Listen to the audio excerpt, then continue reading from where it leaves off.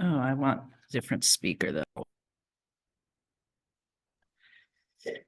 I want that. Dan, say something so I can hear where the speaker sound is. Hi, Tara. How are you this morning?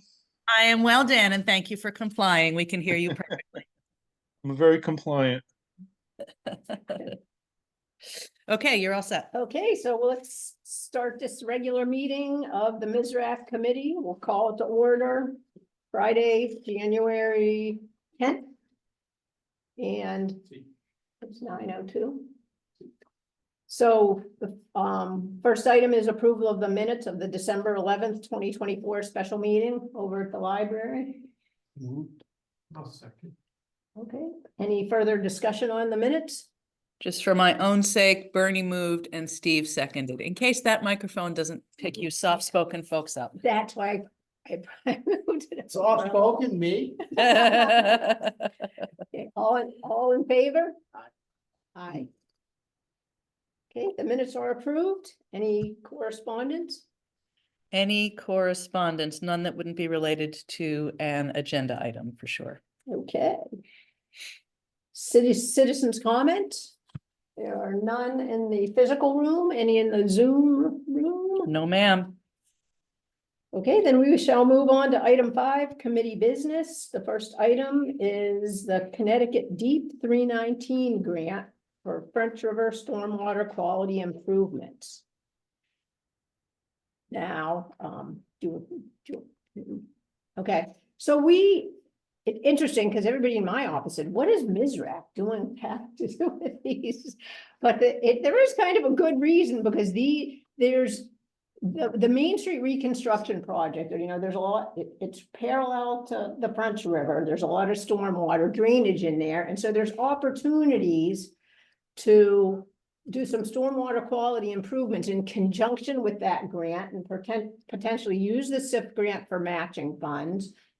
And so there's ECCD, Dan Mullins, who's on with us. I think they're going to kind of take the lead to write this grant. It's like, I mean, anybody correct me if I'm wrong. I guess it's an EPA grant administered by DEEP, but the funds awarded can be significant, $200,000, $300,000. It's not, like a $20,000 grant. So there's currently 3 projects, or 3 components of one project being considered to go for this grant, which goes in next month. And the first one is like to put like a stormwater basin or bioretention area or water quality pond next to Duhamo Pond, which is on this, and Dan has a copy. This was just a little sketch I did to send to Freeman. It's the one that has it's just a black and white. Do you have one of those? Yeah. Okay, so the concept here was this area, this is Swede Village area, was written about in the French River management report, and they had suggestions for items of like pervious pavers. I think they had rain barrels, grass swales, different kind of things along the same line.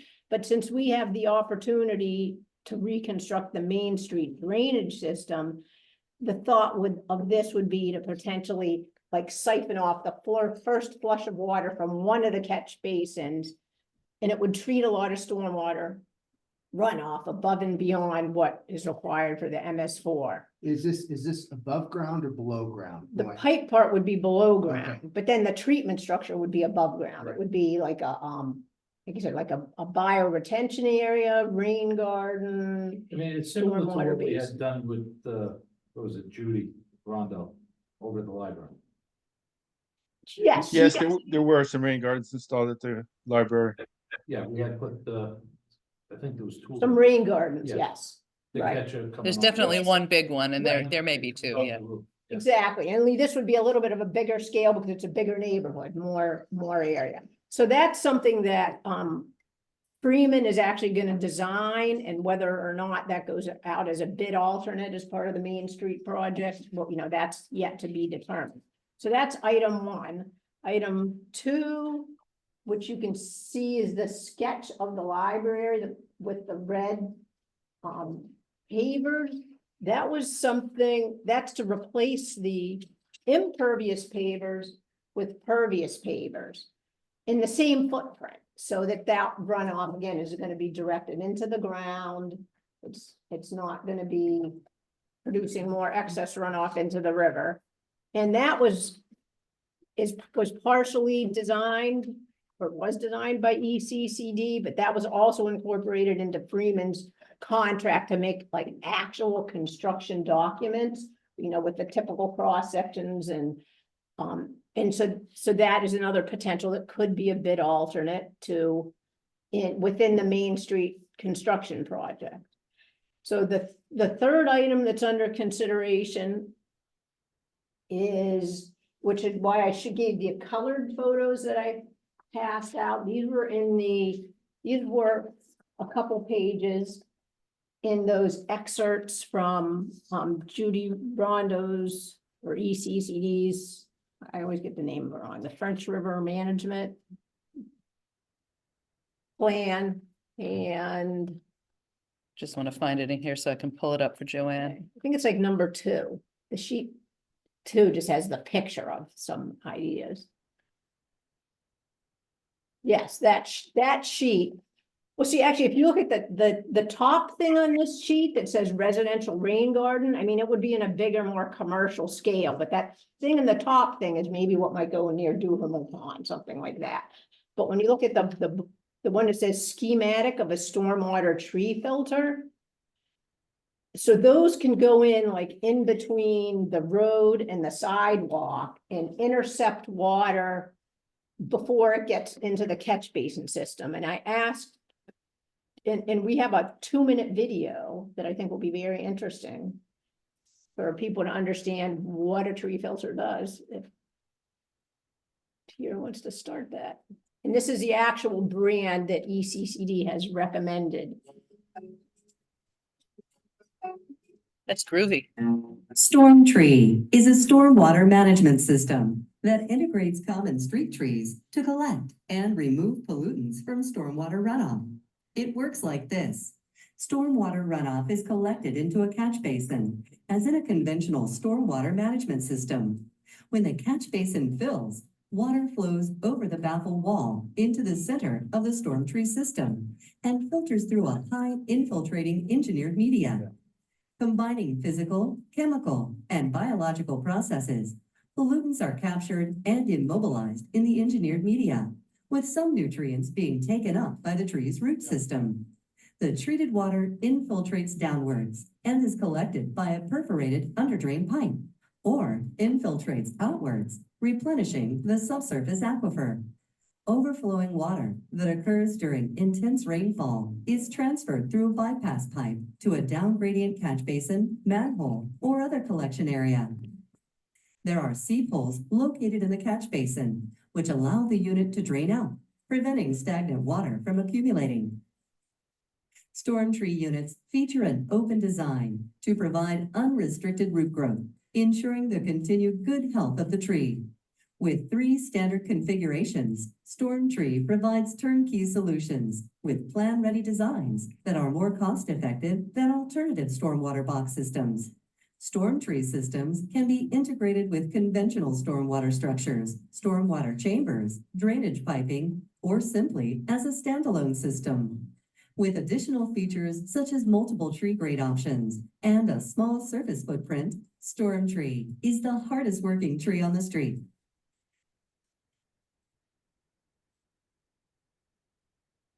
Groovy. Nice. Oh, now I can't stop it. I have a question for, StormTree Go is a away. stormwater management.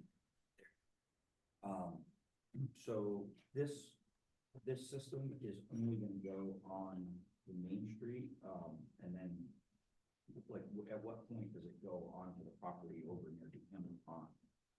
If you're talking about so basically, I call it Phelps Pond. Okay. No, it's Duhamel. It is Duhamel. okay, so You're right. it's a little bit hard to see in this, but this is Main Street. So the water comes in from the mill, so there's already a sewer system there. Okay. So when Main Street is reconstructed, all the catch basins and all the pipes are gonna be reconstructed. Yeah. So you can imagine there's a 15 or 18-inch pipe heading towards a catch basin, but that's designed to handle like a large storm. But there's good, you can like leak off, like say with a 4-inch or a 6-inch pipe, the first flush from the first 1.3 inches of rain, that's where most of the contaminants are considered to be salt, sand. And so that smaller amount will go down to be treated in, through like a smaller diameter pipe to the end of the property. And so it will be, like a bioretention area or a stormwater pond. And then the big flows still stay in the system. It's just like a bleed off from the main line. So, I don't know, did I answer your question? I think so. With that, I mean, I understand, because we did it at the library for the roof and stuff, and it's a great idea. And where it's located, it'll help, because that pond does become stagnant at times with the water flow isn't coming down.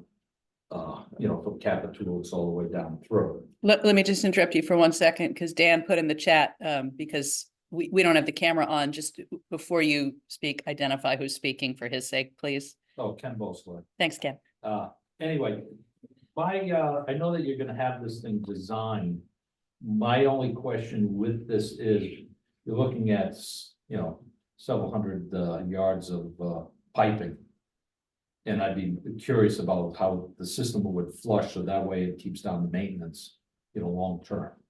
And I'm sure that they must know how to do that, because when you got it coming from the road going to where we're looking at on this, that would be one of my concerns because of maintenance. Just on, that rain garden over there, even though this is not part of what we just saw. So you're talking maintenance on the rain garden itself or The maintenance? on piping on the going ground? down to the rain garden. Uh-huh. That's what I'd be concerned with. The rain garden should normally filter itself and, Right. bleed off accordingly. There may be some raking out and getting some of the sediment off the top, as leaves and stuff collect. But the main thing would be the drainage piping. And What size pipe is? Well, I- This has not yet been designed by Freeman, but I do know that they plan to have like an intermediate structure, like a manhole, because of the run for inspection purposes, but it basically is just gonna be a drainage pipe like all the other drainage pipes in town, so the maintenance. I mean, if it's smaller diameter, but it's supposed to be like up at the top, I mean, they can even maybe put a filter in the inlet, I don't know, it hasn't Yeah, been I'm designed. just raising, so when that Okay. discussion comes up. We can pass that we on can to, pass that off. to Freeman to make sure that the maintenance will be good. Yep, that's a good comment. Because the water Um, flows down. So the thing with the tree filters is deciding where they go. There was a comment that there could be up to 14 of them in the 3 rows because all those trees were taken down. And so that's a good, I mean, can you go to Judy's report and we can look at the overview? Yes.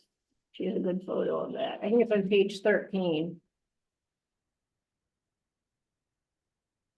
That's somewhere around there. Okay, go. I think it was before that. Before? Slightly Okay. before. Okay, so you can see that picture above. See all those green trees on Marshall Street? So that used to be totally tree line. After now, if you go down to the next Yeah, image, it's like a bomb. all the trees are gone. So that does create opportunities, like where those trees were, could one of these storm filters be put in? But there are huge stumps and root balls there that are all up under the sidewalk and the granite curb, and so that's something that, I mean, Public Works didn't come to this meeting. Because one of the thoughts is that for the match, that Public Works could potentially install some tree filters.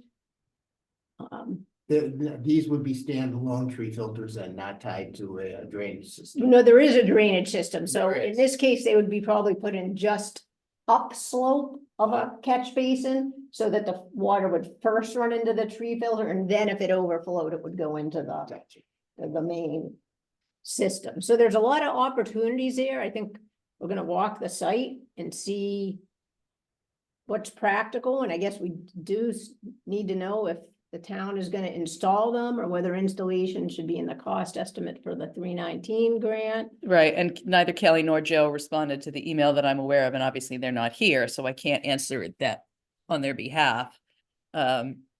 If they're capable of doing it, certainly that is an easy way to generate match.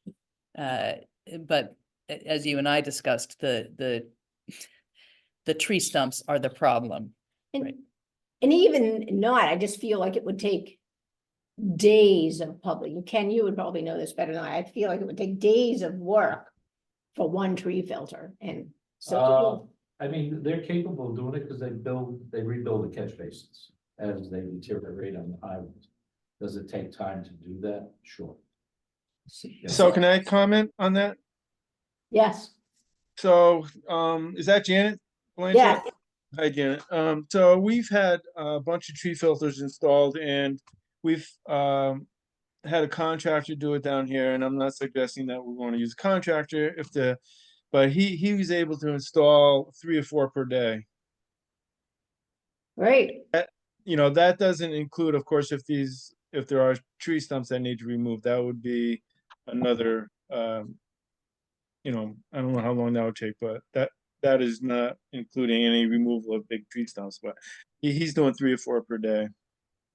And have you had, in this situation, at the 3 roads with all the adjacent sidewalk and granite curb and stuff, getting them in without disturbing all the side infrastructure? Has that been an issue, or have you more like open, just lawn areas, so there wasn't that much other stuff to disturb?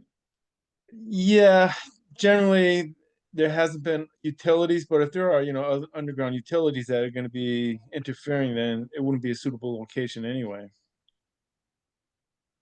Okay, well, that's good. That's good to know. So that includes all the media and the tree planting and all that stuff? That's pretty good. Yeah, well, the installation of the filter, the excavation, the installation of, there needs to be pea stone at the bottom of the site, you know, to level a tree filter, installing the concrete box, doing the curb cut, and for some, it's involved connecting it to the existing storm sewer system. Dan, this is Ken. What's Hey, the Ken. dimensions of a normal box? Well, the ones we're looking at, they vary from 4 by 8 feet, 6 by 10 feet, and you know that varies depending on the drainage area that you're capturing stormwater from. The survey will have to be done in the 3 roads to see if we even got that kind of space between the existing sidewalks and the curb and the 3 roads. And in there, because we did take the trees down as on the street that you're seeing there, because they were lifting the sidewalks, we had to take them down because it created the hazards of tripping, etc. The town owns the street lighting through there, and that's all buried underground as well.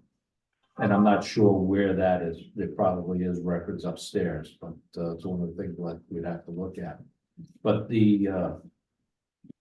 it'd be nice to, because we had talked about at the time replanting trees in there, but the ones that weren't gonna branch out and do what happened before. So based on what I'm seeing here, these trees stay pretty small, which is a good thing. Well, they would have to be appropriate species for the application, You know, which, what I'm saying, yeah, but they're not gonna be like the ones that were planted 30 years ago when they rehabbed. right. Yeah, there's recommendations for trees So, that are appropriate for tree filters for sure. Well, when we walk the site, Dan and I want to walk the site, and with their engineer, maybe I'll try to get Joe, the Public Works Director, to go on that walk so that we could really like look at where there might be utilities that you can see from the surface. And like you said, the physical space, that's absolutely a concern of mine. I think, yeah, so I think we need to really walk that. Yeah, I mean, just in terms of the various activities we're discussing for this potential grant application. I would say the other 2, which are immediately off Main Street, the Duhamel Pond and the library pavers and the removal of those invasives, those are the priority. This is if we think we can make it all happen. For a lot of reasons, Well- not the least being, I'm skeptical if you're gonna get DPW buy-in on this, although I agree that we should be able to, but just the labor involved. Right, right. No, I mean, it- if we put the labor into the grant, then like, where's the match? I mean, how Exactly. realistic is it to get a waiver of the match? Well, we have to have that conversation back with Deep. I certainly think it's possible. I'm sure it also makes our application less competitive, right? The more match you show, the more competitive you are, just like anything else. The better narrative you have, the more, the more competitive you are. This is a lot of activities that would, disconnect a lot. So that's in our favor. It's part of a project that the state is already invested in with the Main Street and the SIF grant. That, I think, increases the desirability. Dan, do you have a sense of how competitive this program is? Is it well subscribed every time it comes out? Yeah,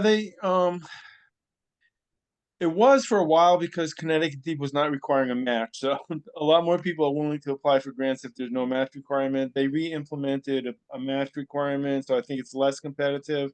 The conservation districts generally are really, I think, top on their list of receiving these grants because we have the capacity to implement them. And let me ask, I think this is part of it, environmental justice block or I distressed don't think it is. I think I looked it up and distressed community.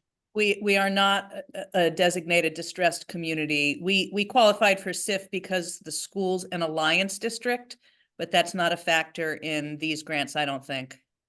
Okay. Yeah, They are- we skirt about, we skirt just over that distressed community rating. We don't quite hit the bottom 25. We're probably in the bottom 30 of towns in the state. But we haven't actually been a designated distressed community since 2016. Okay, there's like a 5-year window. So we're outside of that, where if you were a distressed community, there's like a 5-year grandfather period beyond that designation, but that's well beyond 5 years. Hey, Dan, it's Ryan. What are the criteria for a distressed community? What is the definition? The Connecticut Department of what is DECD establishes the distressed community list annually. I'm not sure what the criteria is. I don't remember what the criteria are either, but essentially it's the bottom 25 performing communities in the state. So we have skirted around it. We're never very far out of it, but I was wondering. But we are not Business currently in it. residential. I don't remember. I'd have to look it up. So, I mean, once we meet at the site, I mean, I think it is a great idea. You guys saw it. I mean, the neighborhood needs trees. You saw that. You saw that it was a great idea, but maybe it will just be more modest. Maybe we'll find 6 places for them to go instead of 14. And that would be like, from what Dan said, maybe 2 days worth of work for a qualified contractor. That would be brilliant. So Dan, what else do you need from us in this meeting for your purposes? Well, I think, Janet alluded to a site visit. I think that would be important, and getting out there and determining whether or not, the tree stumps are going to interfere and whether or not it's feasible for them to be removed at a, cost-effective manner. But, we have until, was it February 13th, I think the application is due. So we do have a little bit of time to get out there and assess the site and determine how many tree filters. I can contact Connecticut Deep meanwhile to see if, it's possible we could waive the match requirement. Yeah, and obviously, if you want to set that con call up, I would want to be on it. Yep. Okay, sounds good. And just so you know, Dan, I'm gonna be in Maine the first 2 weeks of February. So for me, it's January. If we wanna set up a meeting, if we could do it next week or the week Yeah, after. yeah, I think next week would be good, Janet, and I'll invite Okay. Paul Burgess too. I'll confer with his schedule. I'll send a group email to Paul, you, and Tira, and we'll try to set up a meeting for next week. That's great, because once the locations are picked, then you need to determine the drainage area to each one, and then their engineer will be able to help size them, right? Exactly. Right, Dan? Yes, indeed, Yeah, the 'cause I- drainage area is important. I can make a map with the drainage area once I know where they're going. Yeah, and we like the ground truth, the drainage area too. Sometimes it's a little difficult, you know.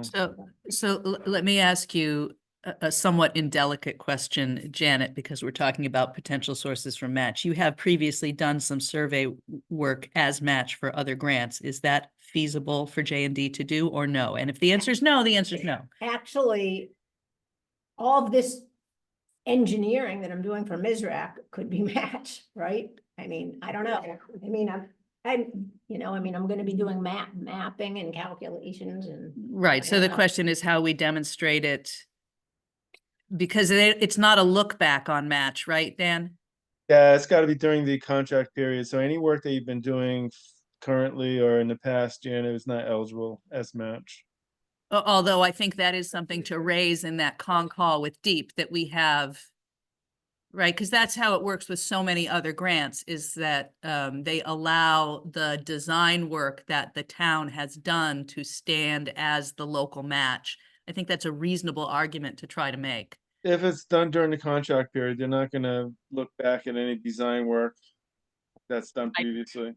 Right, but what I'm saying is if we're in there trying to say that we're waiving the match, to request that we're waiving the match, we can say, well, we're not really waiving the match. It's just that the match occurred outside that contract period. I mean, I just think it's a cogent argument. Yeah, we can make that argument. I agree.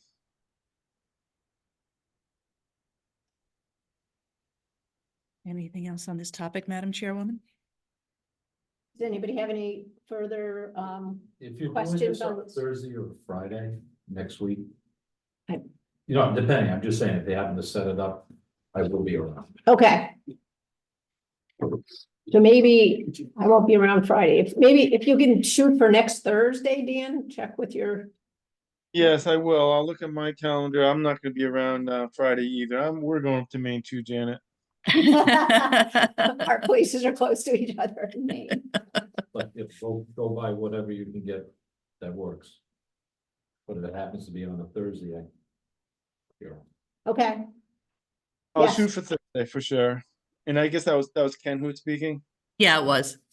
Okay, I probably have your email somewhere, but once I send the email to Kara, she could probably forward it to you if I don't have your email address. Most certainly. Great. I see we have a citizen who wants to make a comment.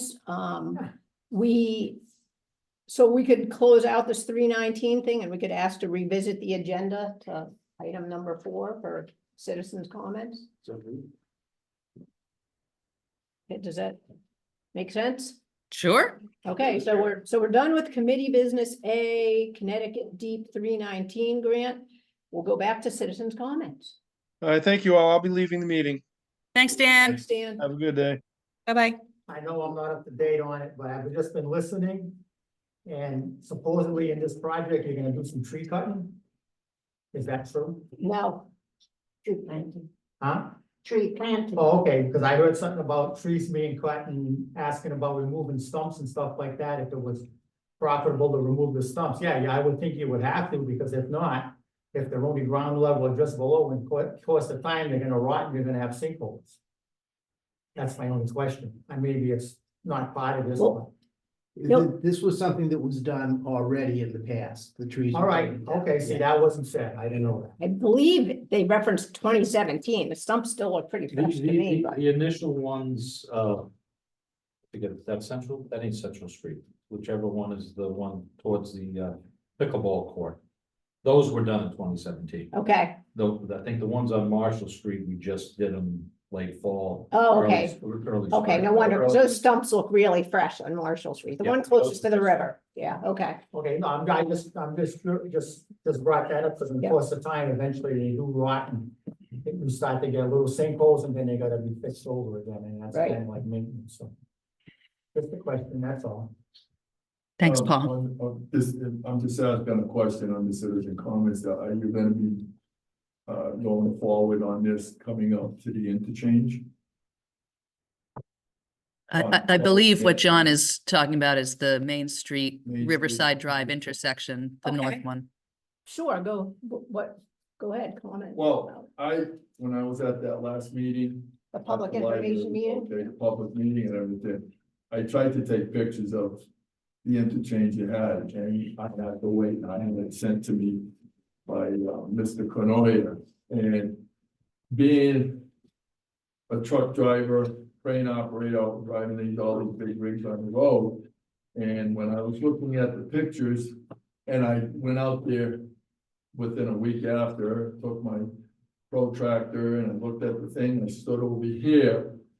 And the only thing I see fault to the interchange is, yes, we need to move the memorial. But the way it's situated here, do you have a picture of this still? It'll take me a minute to pull it up, but I will look But for it and then pull it my- up for you. My feeling, for traffic, trucks, Right, cause you got a 28-foot or 30-foot straight job. The way that interchange is saying going south, it's gonna be a hard turn, cause you gotta end up going into the other side to make the turn, the way this is, then you got that entrance thing here for that one house that needs that driveway, cause if you keep that, even with the driveway, what I'm trying to say is, then that person will have his oil truck be able to back in that, get in, otherwise, right now, he parks on the sidewalk, so he's out of the road. As a safety hazard. yeah, if Tara gets this up and you can show Okay, what you're sure. talking about, we can pass that comment on to our consultant. We have a traffic consultant who's Yes, working on the geometry of that intersection But with the DOT. right, but as from my point of view, is that I don't, say like a trailer truck has to get in, because trailer trucks can't come in from this side, because every time they try to make the turn around the old Ballard, candy store, Right, as they'll yep. call it. Right, The trailer wheels are on the sidewalk. And Okay. over time, that sidewalk will start breaking up and everything, and we're gonna be repairing it, so you have to eliminate anything over, say, 30 feet or 32 feet. so the Okay. concern is tractor trailers negotiating the intersection, and if it comes up, okay, yeah, Tara. And it's because you gotta remember, you got a picture here with a school bus, one of these with a school bus in it. And I was okay, you got it, all right. Yep. Thank you. If I may, Ms. Yeah. Blanchett, Yeah. We'll pass this comment on to, Freeman. Okay. So I think they designed this with school buses in mind, but not. They definitely necessarily- did. I get it, because your school buses today are at least 40 to 42 feet. Okay, they're longer than what they used to be. Yeah. But if you take, the way this is designed right here, this side here is good, but it's this side, you would want to cut this back a little bit, Okay, so the like- radius on the like western this, side. like this. Increase the radius. Right, because anybody coming down this way, try to make the turn with a tractor trailer or 30-foot or whatever, they're gonna end up going almost over this line. So you move this line, this is good, you take the center line, you move it over here, about here, and then you cut this back, then take the Memorial Stone and bring it over to Swanson Park. That would be the safest place to put it. And this will but nobody will still be able to go straight and do 70 miles an hour like they're doing now. They still have to slow down and make a It's not as drastic. It's not totally dissimilar to what we did at Blaine. Right, so actually, could you zoom out? I want to see the north arrow, because I'll make a note of this I'll send this comment on to our traffic engineer, because they have to coordinate with DOT and they have the same concerns. as you. understand, but I'm They giving don't you want from people my point driving of view. over. And this way, anybody that's got a tractor trailer straight drive that's going down to self-storage and everything, this is the best way to go, but you have to make it a little easier, especially if you got a car parked here or anybody parked here. By the time he makes the turn, he's gonna end up almost driving into that side, It looks like it's the west radius for vehicles traveling south on Route. heading south. Correct. This side is good. This side, no complaints, because then any truck or trailer trying to come up here, and don't forget, you got almost a 25% incline from the opening of the library parking lot. So by the time you go up and he has to stop because he couldn't make it, it's a tough pull, not a tough pull, but it'll be an easier pull for him. So. Yeah, no, we'll communicate this. I'll send an email to our engineer. And this was a preliminary design. He might figure out the same thing as you What- once they Well, start doing it. the idea is I picked up on it that night, but I couldn't get the pictures and I wanted to, then when I got this one, I made a little drawing of my, like here, if you want to look at it, take a picture of it. It's pretty much what I just said. Okay. And then, it'll make life simple, for everybody, but it'll still slow down the people because they're not going straight. They still have to slow down to make that turn, but vice versa. We're gonna be talking about this later on. Yeah, it's on yes, the- we it's on have the this- agenda. We have an agenda item to talk about the Main Street reconstruction project, but since we had citizens' comments, No, I didn't know if we Agenda. continue to discuss it.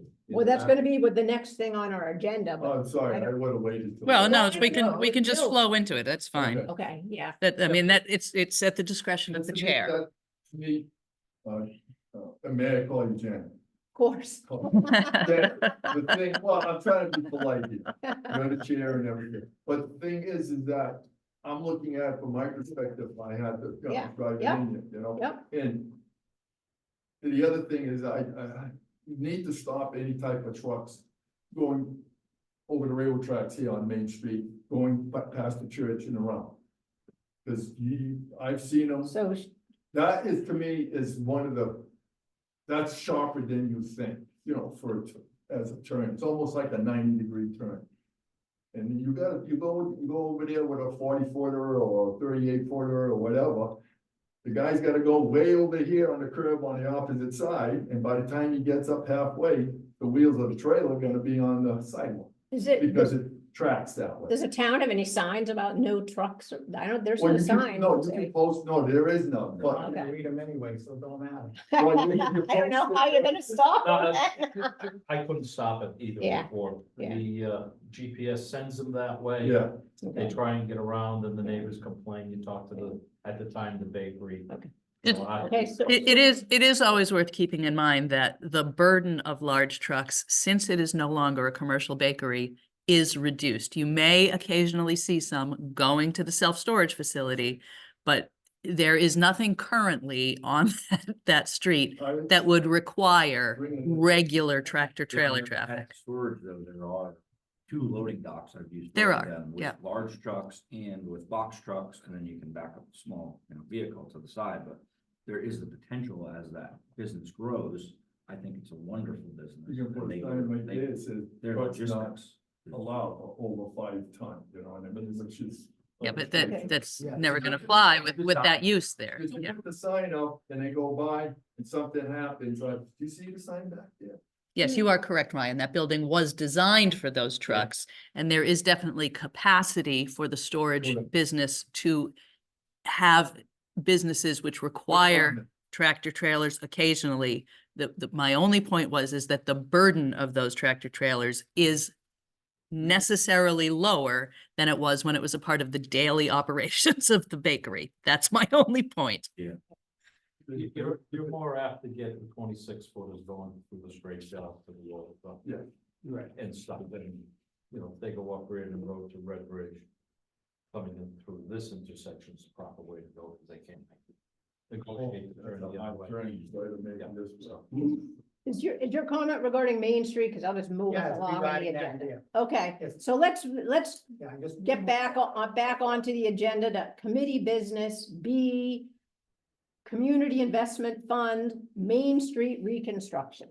Okay, so I emailed DECD at the end of last week or beginning of this week the director of the program, Melinda Wilson. I said, hey, Melinda, you had told me we were going to have a project manager assigned before the presentation in December. Never heard from that person. She said to me, how about tomorrow? That was 2 days ago. So I still do not have a draft agreement to look at. That's all that's holding us up. Everything else is, you know, cut and dried until we get the agreement. I thought if we're going back to the presentation, I thought the presentation was fantastic. Yu Yang, of course, presents the information very well. The people in the room were very engaged and interested, and I thought we got some good comments, including these ones that sort of came after from John, who was there. You know, the good news is I don't think we have I don't think we have the kind of anti-progress forces coming out to oppose this project the way we've seen in some other cases. I mean, time will tell, but so far all of the feedback has been positive. So but until we have the assistance agreement, I can't really do anything. Mr. Rankin. I'm just gonna kind of reiterate what my brother was saying. I understand the basic thing of all of this is because a lot of people get tired of making the corner today with their cars and the tractor trailers are on their side of the road. They have tractor trailers going northbound, they put a Darlington stripe on the guardrails over there with their tires. Because they have to creep over. Number one, a lot of tractor trailer drivers we have today, they're very incompetent and don't know how to drive. The best thing with that, and no, I'm speaking of it because I see it every day. If you left that intersection the way it was, took the two monuments out, and like he said, increase that radius, so that would make the two travel lanes at least 4 feet wider. You would still have the common there, you could still go straight in, because you're not stopping the flow of traffic going down to Main Street, you're not slowing it up. Now think about it, you're gonna come around that corner and you're gonna wanna turn onto Main Street with a truck. What's the pitch of the road over there from level to make that turn over there? 18 degrees from the one gutter to the other? You get a truck that's 12 feet high, he's coming around the corner, instead of going in straight, he's gonna come this way, he's gonna slow down, everybody's gonna slow down, and now all of a sudden that truck is on an angle like this. That's a greater risk for it to tip over. Okay, so I'll add that to the comments, that the cross slope, the cross slope of the Yeah, road is so a you take concern. it from the west Okay. side of Route 12, and you come down to the sidewalks, what's the degree of slope in there?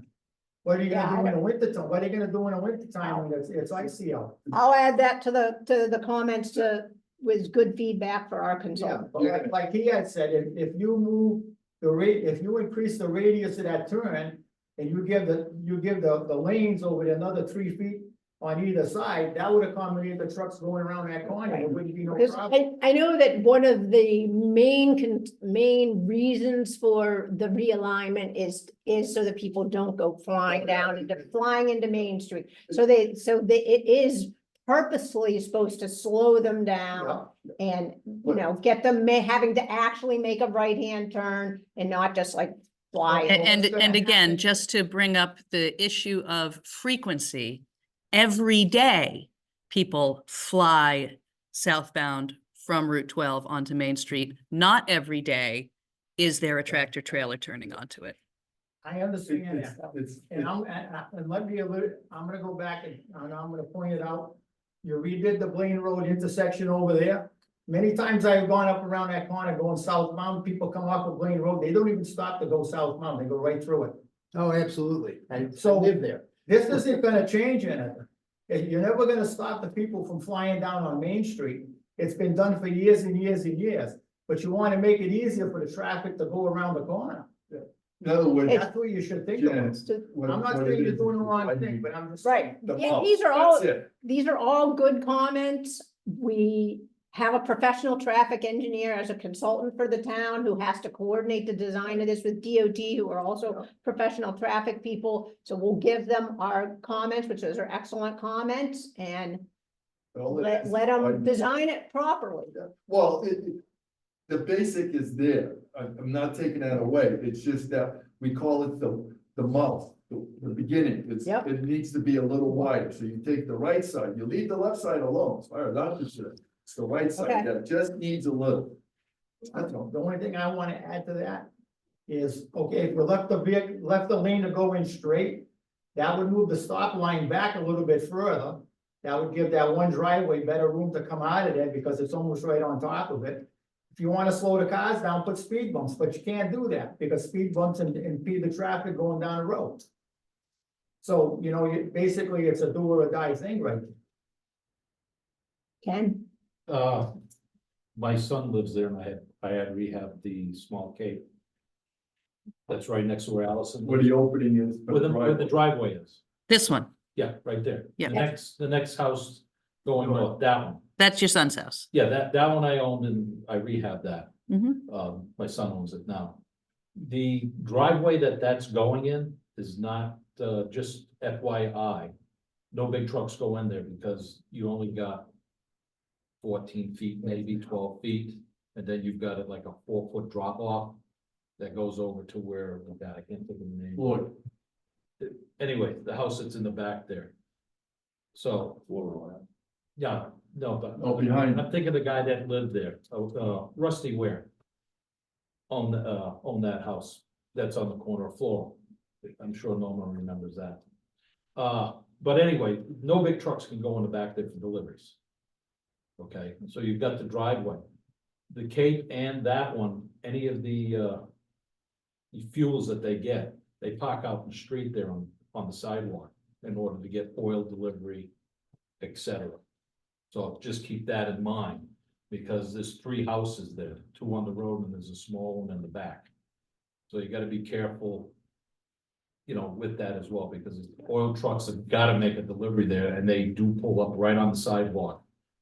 There's no other way for them to get in there. Okay, I'll add that to the list of comments. But it's a good concept. I like it, you know, I think it's great. And just to touch with the mouth on that. Widening that probably is great. For the avenue, the only, in the back of my mind, if it stays too narrow. Especially in the winter time, because of the pitch going down the road, trying to make the turn, you take a big truck, that truck can. Slide Good towards the luck. library in inclement weather. Not that it's gonna happen often, but it has that feasibility. Because once they start to jackknife and move over, or start to slide, then they lose all traction, they're not gonna make it. Even If the turn is correct. The other thing, if we can get with the engineer. Since they've looked at this and it's been surveyed out and so forth. If we can do an overlay, what's existing and how the new one looks, because you've got where the monument and the flagpole is. Have that overlay, so we really can get a good Okay. visual of how that is changing. Yeah, the consultant did say that that's what they're working on. That's what they're working on actually right now is that intersection. And I bet that cross slope is probably tricky for them. They're probably gonna, I mean, obviously you have to start off at the cross slope because you have to match into Route 12, but I suspect that they will flip it up as, you know, reduce the crossover as soon as they can using proper engineering design techniques. But that's what they're working on right now. So this will be perfect timing to send these comments. And they will be coming to more of our meetings. They just said in December, they didn't make a lot of progress in the design, so they'll be back. to Probably go February. over- I think they're working on, before they did preliminary design, now they're working on the semi-final design, so. That's Up, where we're up till now, we've been talking about dealing with the state only from the perspective of intersecting Route 12. Now we're talking about, it sounds like we're talking about asking the state perhaps to rework the surface of Route 12, change the pitch of Route 12. Who pays for that? Out of our grant or? I don't think the state. No, I don't will think let us there's do any that. implications for the actual road surface on Route 12 in this. How would you change the pitch of the road? I don't know, lower it something, I have no idea, but it sounds like that's what we're talking about is the cross pitch on the curve. Yeah, And if there's nothing we can do about it, then there's nothing we can do about it, but I can't imagine that there's Even gonna be consider any, the radius of the corner that you have. The reason the road is pitched like that is so when the vehicles go around, they're not tipping the opposite way. That'd be like putting a bank turn in a Oh, racetrack. going the opposite way. I understand that completely, absolutely. That's why it was done like that. But if you're widening it, because what you do is you can take the mouth of that opening, you can push it back a little bit too. That would be another thing, and that'll make the road a little wider and take away some of the slope from, I'm just giving you my, what my perception is, you know. But like you said, you got the engineering and let them, you know, they're the ones that can sit there with that CAT system. Right, and they have software that's Software. auto-turn software that shows the, Correct. where all the wheels track on 18-wheelers, Yeah. so they can, you know, that's their specialty. Okay, so on the Main Street reconstruction, I think one thing about, we did talk about just to keep the budget in line is that potentially the 319, the things that could possibly be funded under 319 maybe will be bid alternates, so we should just potentially discuss that with Freeman. And then we can just see how the prices come in and see if we get the other grant, because the 319 grant would be, you know, a year or more after The funds, The the funds funds. reset, yeah, so if, right, so in timelines, the timeline of the SIF grant and the 319 grant don't necessarily mesh perfectly, although since I still don't have an assistance agreement, maybe they'll mesh better than we thought. So obviously the 319 grant has not been written and submitted yet. That would be written and submitted by early to mid-February. And then, you know, it takes a few months for those grant applications to be reviewed and awarded. Assuming that we are successful, I would guess that notification would have to be at the latest end of September of this year, because that's if Deep's managing it for the federal fiscal year ends on September 30th. And then it would be the same kind of thing about getting an assistance agreement. So yes, a year out, if we are awarded, the 319 is probably the earliest we would see it. But again, we still don't have the assistance agreement for the SIF. So what Janet and I discussed was specifically for Duhamel Pond, getting the design in hand, but then including essentially getting the construction related to the SIF grant, just to include, what would you call it, a stem to, just to lead get, in? you would have to get the work out from underneath a newly reconstructed Main Street and pick up from there Right, and just stub the pipe. right. So- Stub the pipe, that's what you So want. we were, so the potential bid alternates we were talking about is Swanson Par. Potentially the pervious pavers at the library and the Duhamel Pond, and see how the funds come in when it goes out to bid, if they can be afforded. Great, or if they can't be afforded and we get the 319 grant, then maybe they could go in that way, so. I said to Tier, maybe we can like have our cake and eat it too, just be like all set up for it and see. And strategically, that's exactly what we're gonna try to do with it, obviously, is we're trying to leverage the fact that we're doing the SIF project into this other, you know, moderately large grant program so that we can accomplish more. That is, you know, in my experience, exactly the kind of story granting agencies want to hear. Like, we're building on this work. You can do even more because of work you've already set up. So, you know, I think the chances there are good. Now, those bid alternates obviously do chip into the total award that we currently have for SIF. And as I have said, we are still waiting to hear what happens with the congressional earmark that Courtney was, you know, was going to bring in front of Congress. We have a new Congress coming in. I am treating that $730,000 like it doesn't exist until I know that it does exist. I think the chances are very high that the incoming Congress wants to punish blue states and, you know, is interested in not spending anything. So I'll be happy if I'm proved wrong. I will never be so happy to be proved wrong if that ends up being the case, but I think we have to assume that. Now, none of that is really disastrous, right? Well, it's disastrous in the short term, but there are two alternates that I see. One is SIF grants. I can at some point request an expansion of the SIF grant scope in a future round.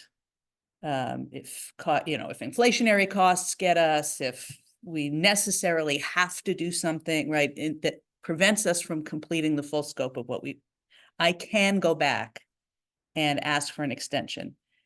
I don't know how generous they would be with it, but it is a possibility. There's only 2 more rounds, though, 2 or 3 more rounds of SIF before there is no more planned rounds of that. They may expand it, but again, I would be skeptical at this point that that would happen. The other possibility is, you know, and you've got to game these things out long-term. In 2 years, if, you know, the House flips back, then I could resend that to Courtney's office and say, hey, you know, if we lost this time, but earmarks are still on the table, can we revisit that? But all of those are ifs, right? So we went from being like totally flush with cash to maybe we'll be really flush with cash, but assume that we just have exactly what we know is on the table. So just, these are all things to keep in mind as we're trying to expand the scope of what we're doing on Main Street, that some of the buffer that we had to ensure that we were going to get everything done may not exist. That's the only reason I bring that up. So is everybody else set with Main Street, and we can go move on our agenda? It's down to 65 Main Street. Yeah, it's him though. What's that? I thought Oh, no, that- I was gonna ask a question about Duhamel's Pond, but I guess you're gonna get to that later, or did you already go by it? I think we were done with that, but Oh, okay. Well, I just wanted to ask what the purpose of, what you're gonna do with Duhamel's Pond. nothing to the pond itself. There would be adjacent to the pond, potentially a stormwater quality basin that would help clean up the runoff from the drainage in the street Before it gets to the pond. before it gets to the Yeah. pond. And then, of course, the pond goes straight to the river. So it's all about, you know, cleaning up the Yeah, whole. yeah, well, that's part of the MS4, I guess. Right, right. But Duhamel's Pond, a long time ago, when I was a kid, we used to go swimming there. And the reason swimming was stopped because the property was polluted, the water was polluted. That's why. I know that they test Duhamel Pond, the last Green Valley and Judy Rondo does sampling of that backwater brook going through there. So people, I don't know what the status of it is now, but people Filthy. do People test it. swim in there. And there's also a big, well, there's also a project that's planned on that corner, right, that we know about. And then there's a wall, right? And then it goes down, and then the water flows across from the Main Street area into Duhamel Pond. Down below, there's an area, right, where it's. The water leaves Duhamel Pond, Leads to. goes Goes the towards other the library to. Towards the library, it Right. flows down Right, this it way, goes not on the the Main other way. Street. Yeah. Right. But it's There's like a little weir. I know what you're It's talking not about. what it's called, Yes, it's a it weir. goes down, it's concrete and. Yeah. It's a mini dam. Yeah, mini dam. right. That's been there even when I Right. was a kid, way back. But Okay, so- that pond was last dredged in the early 60s. For a swimming hole back then. Sweet. And then it was stopped because they were breaking bottles and throwing them in there. Yeah. That type of stuff. But That that's- generation. but that's 60 odd years ago that we finished. Hey, no, I have Okay. respect for that pond. So getting back onto our agenda for 65 Main Street, I don't know whether, should any RFPs be going out for architects, or should we just like wait until we get a little more settled with these other items before we? I'm not, talk about- yeah, we have to, the remaining renovations tied to SIF grant, so I'm not doing anything on anything Okay. related to the SIF grant until we have an assistance agreement. But then, yes, we would want to put, probably an architect's RFP out first, because I did build into, that scope, getting architectural drawings for the second and third floor, because we stopped with the basement and first floor in the first Right. round, because that's all we could fund at the time. And then we would go out for construction to finish the interior. I did just send in my preliminary closing report on the $240,000 we had from SBA that funded all the exterior renovation. Late, I have to say, but but they didn't care. So that grant itself will be closed. Those funds are expended. So there's nothing to move forward with until we have the SIF grant confirmed and in hand. Okay. So I guess item 3, Swanson's Park. I don't think we have anything new on that. It's being designed by Freeman and will be a bid alternate. And so I guess I'd like to move on. If nobody has any objection, I'd like to move on to item C, River Mill update. There is something of an update. Great. So our contract was, or our extension to finalize the contract was granted. I initially thought it was through June. I actually misread the letter. It's through the end of March. I had a call yesterday with Pam and Wayne, and we are going to try to set up a call with Binu. With who? Binu Chandy, she is the director of the Brownfields program for DECD. So in the intervening time, since the grant was first awarded in 2020, obviously there have been inflationary costs that need to be factored in. So Wayne went to a company called Eagle. I believe they must be the abatement company that Gumpert's planning on using. Hazardous materials. Yeah, the hazmat Hazardous abatement. building materials abatement. Right, for updated costs, which we finally got at the beginning of this month, and they're very, very thorough. So there's a twofold reason why we want to have a call with Binu next week. One is, as you guys know, we're switching the grant from a pass-through to the developer to a direct grant to the town, so that we can create bright line separation between what the grant is going to fund, meaning what the town is going to be responsible for, and what the developer is going to do. So we'll do sort of what they call the horizontal, and then the developer will do the vertical. That's an oversimplification, but essentially that's how we're going to get around the prevailing wage issue while the legislature is still working on it.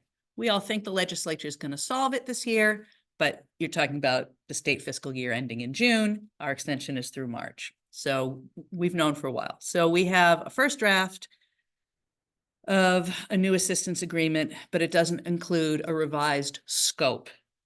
So the call with Binu is to establish the scope of what is going to be accomplished with the town as the grantee, and also, that grant program also allows recipients to request an upgrade. We are going to request another $1 million. So to go from 2 million to 3 million based on the inflationary pressures over the last 3 years while we've been waiting this out. It is also, we also have some progress on the persistent problem with the current owner not signing anything. I can't really share any details about that. It would be indelicate on a publicly recorded meeting, but we think we've got some motion on that. So all of these things have to be resolved, signed, sealed, and delivered by the end of March as of this extension letter. Every extension letter has said this is your final extension, including the 2 before this. But I treat them all like that's a real deadline until they say it's not. Keep trying.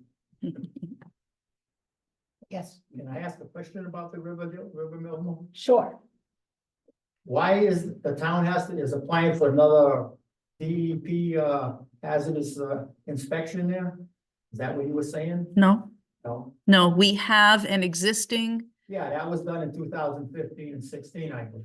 no, we have a 2022 New one. grant Yeah, that was a cleanup grant, an actual abatement grant that Yeah. was awarded in 2022.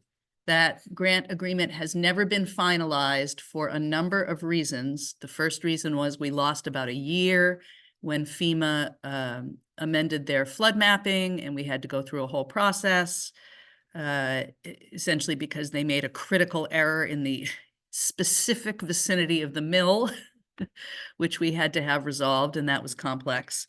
And then the prevailing wage issue is something that rose up in the early part of 2024 that threw a wrinkle into it. And the actual owners, the guys who bought it and let it get into the condition it's in now, You're not telling me nothing new. yeah, they are not good partners. So Okay. those three factors have Yeah. delayed us finalizing it. Okay, and what is the basic interest to do with that mill? You mean, what is the plan for Yeah, it once it's you thought renovated? That it's gonna be beneficial to the town. So it's the same that it's the same developer who's been coming around since 2017, 2018.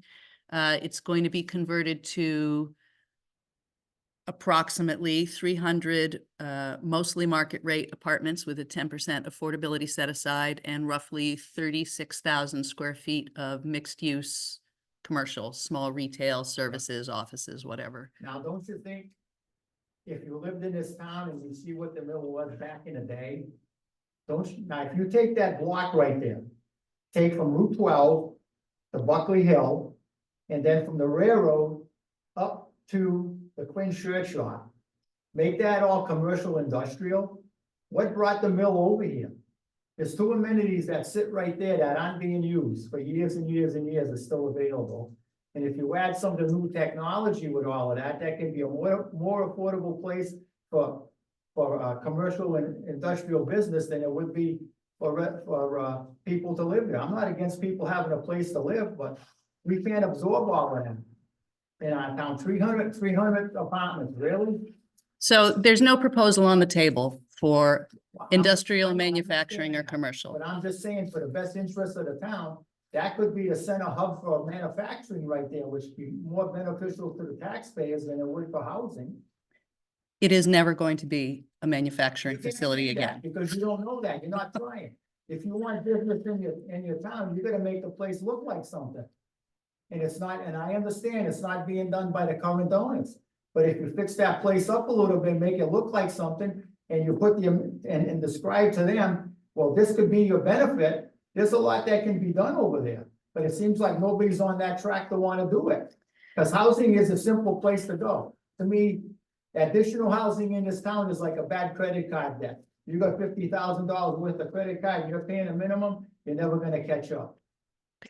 There is no private developer who has indicated any interest in converting that to manufacturing. Right? And There you're- is a private developer who has But you have. over you $1 have million job, you should invested. Encourage people to say, look, how about if you went out and said, look, I wanna go and, look at businesses that might wanna go in there, that's part of your job.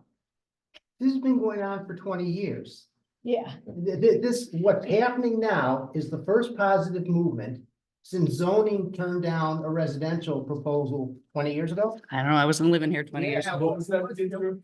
I know, I remember that. Zoning turned down a residential proposal there about 20 years ago. For that.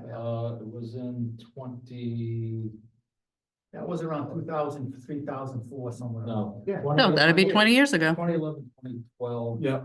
We had wind properties that. Oh, yeah. Right, so, Yes, Yeah. and that fell 15 through years because ago. that was competitive But grants. if you look at it, Um, go Okay, ahead. to get to where we are today, thank you. back in 2017, I had Mike Harmon come into the office. I said, I just bought the milling rights. I'm leveling the mill.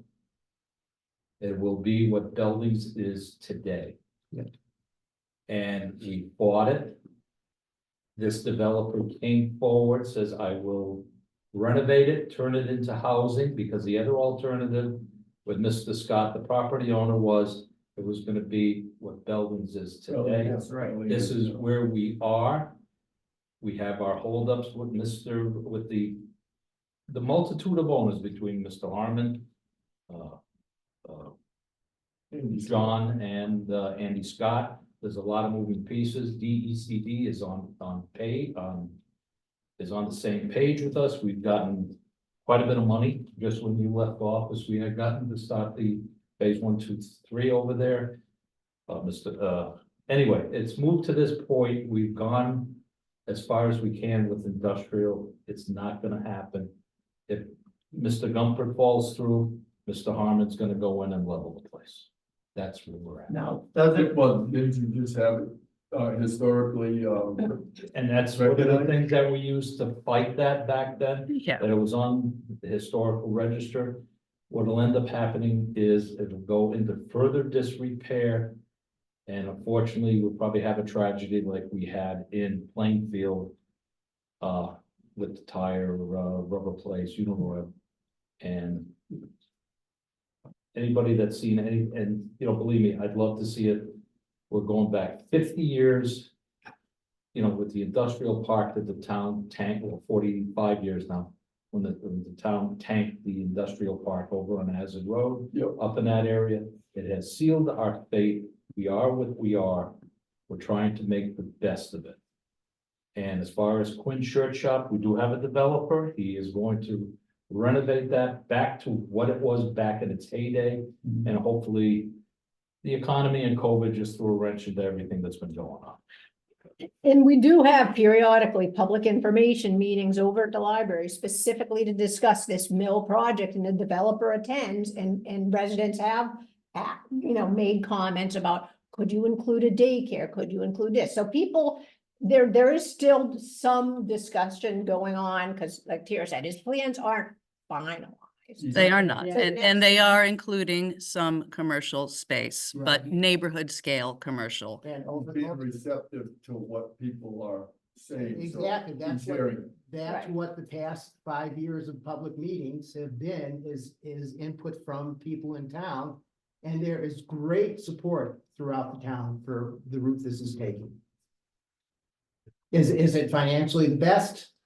Industrial jobs, of course, would be better, but it's not. Well, you don't know that unless you try.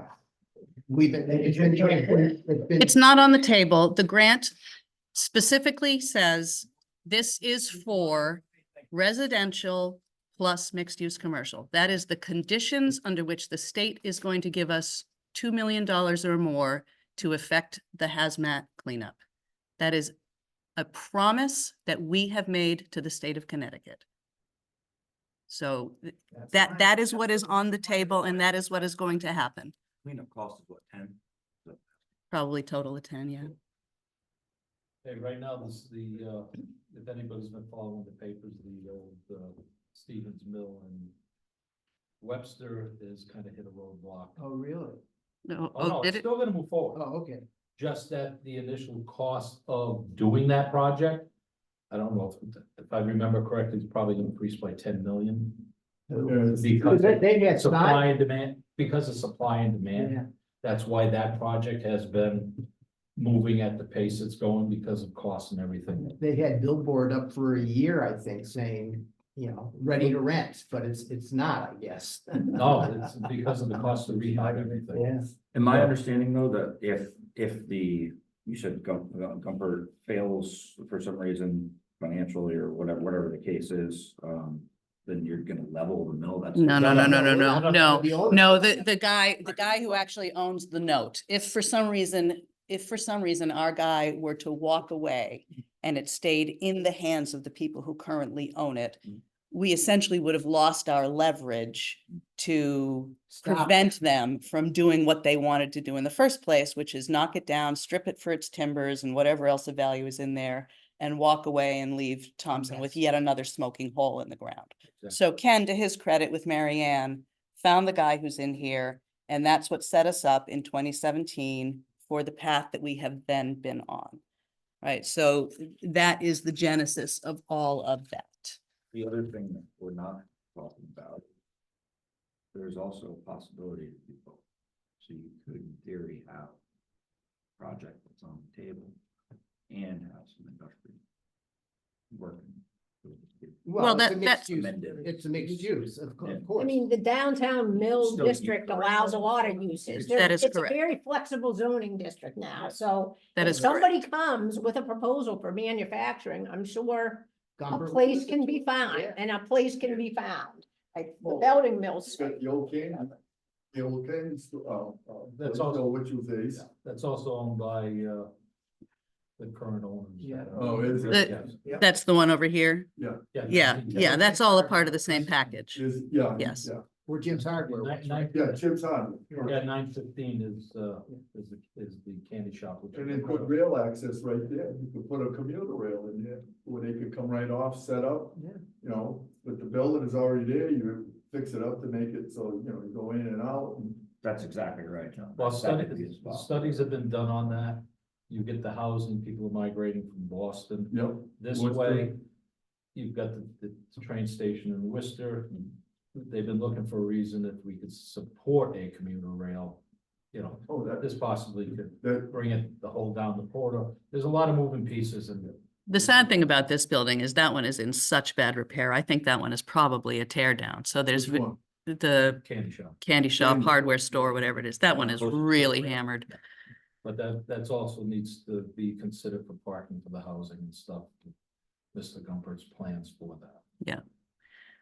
Because Okay. I remember Anyway. when P and W back in 15, 16, I was, you know, working for a crane company, and they were redoing all the bridges, you know, raising them up. Because they wanted to use some what they call double cars. Yeah, I From remember that. London to go up to Leominster, you know, Yeah. for this here. And the whole key behind it was that they wanted to put in a commuter rail from Leominster, Pittsburgh area, all the way down to New London to the train station. So people didn't have to get off in Worcester, go to Framingham, and then take Amtrak down, because, you know, they Right, were going right. like this. Here, they ran, that's what the whole thing was, is why they're redoing all the tracks now, they're catching up on it now, too. This is for that commuter rail. I don't think And I you need a remember- train to go to Worcester. What's that? That far. I used to take the train every day to Worcester. Yeah, but- It's not much bigger than Boston. No, but if people had the option to take transit, they might. Because drive all the way to, well, Yeah, they were driving into London, park their car, and they're heading to, you know, New York City. Or, you know, out that way, even the Amtrak there, they just got home. Hopefully we Okay. move on. Just one last thought on that. Worcester does not have parking for our commuters to drive from here to Worcester and park. Correct. If you've got the commuter rail, they park here, they walk across Buckley Hill, they go to Worcester, then they go into Boston. That's the ideal. Anybody's taking the train out of Worcester, it's a nightmare up there. There is no parking. Yeah, they had to put a second lot in. Yeah, and it still doesn't Where? suffice, but They're anyway. trying to. If we could All right. move on with our agenda, Yeah, it'd be great. yes, that's what I'd like to move on with our agenda. Sorry. That's okay. We don't often have guests. Or citizens. So the last item is other or new committee business. I did have a question, which I believe I know the answer to, but just to confirm, because this is an official town committee, a person interested in joining would have to be a resident. Yes. think so. I only asked because I was at the TBA meeting on Wednesday, and Zach Labonte, who owns Superior Storage, would be interested in joining MSRAC, but he lives, I think, in Woodstock, so he would not be eligible to be a member. Okay, that is what I assumed to be the case, but I just He wanted. gets on 193 where the sign is advertising the storage. That's a how that strange got there, location but for yeah. that. I don't Yeah. quite understand that, but If anything else, I would have to think that we do welcome Yeah. citizen comments. Yeah. At any time. oh yeah, we would welcome Zach as well. Yeah, absolutely. But I think his interest is in sort of being a part of the ongoing. But yes, that was the answer I assumed. Business owner. Okay, then I guess we can adjourn this meeting of the January MSRAC at 10:20. 10:20. So thank you, everybody, for coming. This was a good productive meeting. No, I was gonna do. And I will send out that email to our consultant today with specific comments on You don't know until somebody Financial. brings things up. That's right. That's right. We're the local people, so.